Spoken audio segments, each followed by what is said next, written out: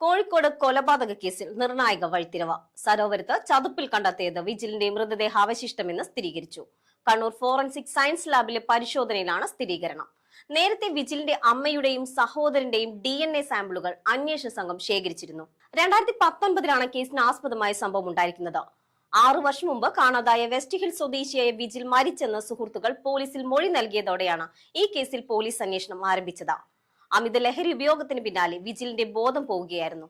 വിജിലിനെ ഉപേക്ഷിച്ച് അവിടെ നിന്ന് പോയ സുഹൃത്തുക്കൾ 2 ദിവസം കഴിഞ്ഞ് തിരിച്ചു വരികയും മരിച്ച നിലയിൽ കണ്ട വിജിലിനെ കുഴിച്ചിടുകയും ചെയ്തു എന്നാണ് പോലീസ് നൽകുന്ന വിവരം.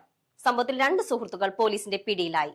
എരിഞ്ഞിപ്പാലം സ്വദേശി നിഖിൽ, പൂവാട്ടുപറമ്പ് സ്വദേശി ദീപേഷ് എന്നിവരാണ് പിടിയിലായത്. മൂന്നാമനായ വേങ്ങശ്ശേരി സ്വദേശി രഞ്ജിത്തിനായി പോലീസ് അന്വേഷണം ഊർജിതമാക്കി. വിജിലിനെ കാണാതായതിനു പിന്നാലെ പിതാവ് വിജയനാണ് 6 വർഷം മുമ്പ് പോലീസിൽ പരാതി നൽകിയത്. മിസ്സിംഗ് കേസ് രജിസ്റ്റർ ചെയ്ത പോലീസ് അന്വേഷണം നടത്തിയെങ്കിലും ആദ്യഘട്ടത്തിൽ സൂചനയൊന്നും ലഭിച്ചിരുന്നില്ല. പോലീസിന് ലഭിച്ച നിർണായക വിവരങ്ങളെ തുടർന്ന് സുഹൃത്തുക്കളെ ചോദ്യം ചെയ്യുകയായിരുന്നു. പിന്നാലെയാണ് പ്രതികൾ വിവരങ്ങൾ പോലീസിന് മുന്നിൽ വെളിപ്പെടുത്തിയത്. തെളിവെടുപ്പിനായി 1-ാം പ്രതി നിഖിലുമായി കല്ലായി റെയിൽവേ സ്റ്റേഷനിലെത്തിയ പോലീസ് സമീപത്തെ കുറ്റിക്കാട്ടിൽ നിന്ന് പ്രതികൾ ഉപേക്ഷിച്ച വിജിലിന്റെ ബൈക്ക് കണ്ടെടുത്തു. അടുത്ത ദിവസം മുതൽ വിജിലിനെ കുഴിച്ചു മൂടിയ സരോവരത്ത് പരിശോധന തുടങ്ങി. എന്നാൽ കനത്ത മഴ ചതുപ്പിലെ പരിശോധനയ്ക്ക് തടസ്സമാവുകയായിരുന്നു.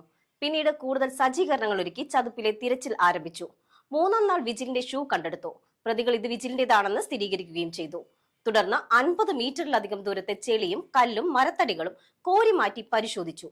പോലീസും ഫയർഫോഴ്സും ഉൾപ്പെടെ വലിയൊരു സംഘം നടത്തിയ തിരച്ചിലിൽ 53 അസ്ഥിഭാഗങ്ങൾ, വസ്ത്രത്തിന്റെ അവശിഷ്ടങ്ങൾ, കെട്ടിത്താഴ്ത്താൻ ഉപയോഗിച്ച കല്ല്, കയറ് എന്നിവ കണ്ടെടുക്കുകയും ചെയ്തു. കൂടുതൽ വാർത്തകൾക്കും ദൃശ്യങ്ങളും CNTV ഫേസ്ബുക്ക്, യൂട്യൂബ്, ഇൻസ്റ്റാഗ്രാം പേജുകൾ ഫോളോ ചെയ്യുക.